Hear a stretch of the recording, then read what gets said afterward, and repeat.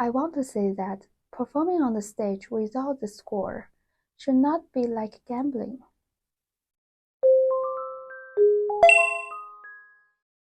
It was optional for pianists to memorize the score before Liszt. Even Schumann also believes that a pianist who can memorize the score have better interpretation. However, memorization has pros and cons. Some pianists might feel stressed about memorizing in front of audiences. So this time, I will discuss how to improve our memorization skills and conduct some experiments to memorize the score. To improve our memorization skills, it is important to have an overall understanding of the score. I have talked about how to learn things quickly and accurately about piano learning and read the scores. You could check the links here if you haven't watched it yet. To begin with, let's get to know the 4 types of memorization. Intellectual or cognitive memory, kinesthetic, motor, muscle, tactile memory, visual or photographic memory, oral or auditory memory. How do these different types of memory related to learning piano? Muscle memory is important for practicing with appropriate fingerings, maintaining natural arm and hand positions, and executing movements such as articulation and rotation. Visual memory is helpful when we can imagine the score in our mind's eye or draw the melody's shape and rhythm patterns. Oral memory is when we listen to music and can copy it onto our instruments or sing it back. Finally, cognitive memory plays a significant role in memorization, especially in music theory. I attended a memorization workshop with Dr. Ivy Wong last week. I wanted to share a video clip about it. A special thanks to Dr. Wong for her support of this video and for providing such valuable content. Yes, it's not starting on C anymore, and this is on F. So it's kind of clear that we go through this. This is part of analyzing a learning system. So this will be identified as cognitive memory. So we analyze the keys and then we analyze the rhythm patterns. You see the first and second bar have the same rhythm pattern. That is really helpful when we recall what is our second exercise. But then what we can do to use more analyze to understand this pattern. For example, the second and third beat, are they having the same direction? La, si, do, la, versus the second bar, mi, fa, sol, mi. See? Exactly the same pattern. So in this way, it also helps. But then, how do you remember the first fa? Where did you go to the second? You go up, major third. It's the interval major third. And then you analyze these intervals, those rhythm patterns, and the melody shapes, plus the key. And now let's sing it. Let's use the oral auditory memory to memorize this.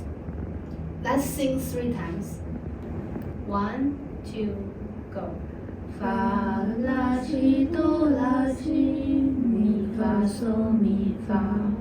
At the same time, trying to run through all those information we have been analyzing. We started on F major, on the main note, and then we have this rhythm pattern as 1, 2, and 3, and 1, 2, and 3, and then we have the pattern as 1, and we go step by step, and then we go down third.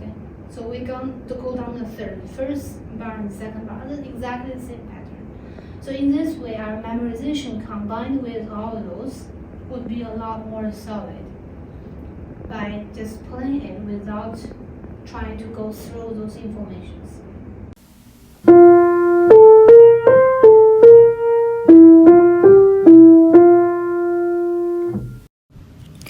When we analyze the score, we memorize music in our minds. Here are 2 examples of using different types of memory. The first one is suitable for visual memory since it has three of the same melody patterns but go downhill.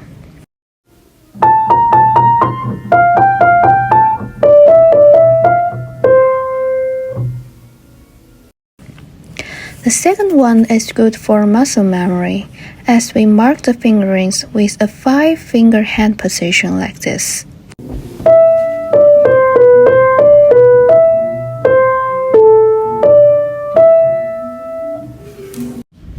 I spent 20 minutes doing an advanced experiment, while I spent 4 types of memory while playing the first 20 measures of Beethoven's Moonlight Sonata, Opus 27 No. 2, the third movement. Although I had heard this piece 1,000 times before, but I had never practiced it. During these 20 minutes, I analyzed the harmony, marked the score, listened to the recording, sang the melody, and practiced separate hands and different sections.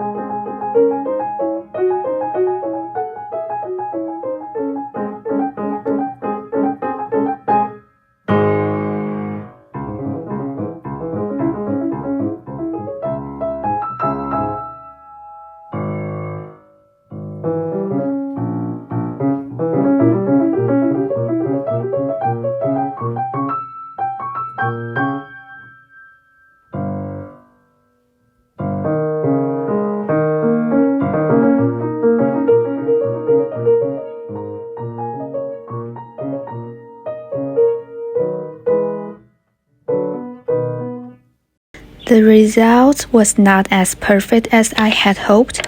I had trouble recording different passages from memory, had a small error with my left hand, and the notes sounded uneven due to lack of practice.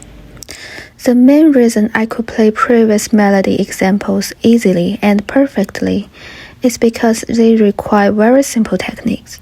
So sometimes we think it's a memory problem, but it could actually be a technique problem. Theoretically, you can play any piece without practicing on the keyboard if you have enough piano technique. That's why we hear the story about Arthur Rubinstein being able to perform a new piece before he just read the score on the train. It is difficult to remember things with just one glance and hearing. Most people require reinforced by repetition. Let me introduce Ebbinghaus' forgetting curve. Ebbinghaus was a well-known German psychologist who pioneered the experimental study of memory. Through his forgetting curve, we found that after increasing the repetition, the memory remains stable. Our goal is to have long-term memory for our music score. So what is long-term memory? Long-term memory can hold unlimited amount of information for an indefined period. And there are two types of long-term memory: procedural and declarative. Procedural long-term memory are information related to activities learned through practice and repetition, such as driving a car or brushing our teeth, like I said in the last episode. Declarative long-term memories are information about facts, rules, events, definitions, and experiments that someone can recall when necessary.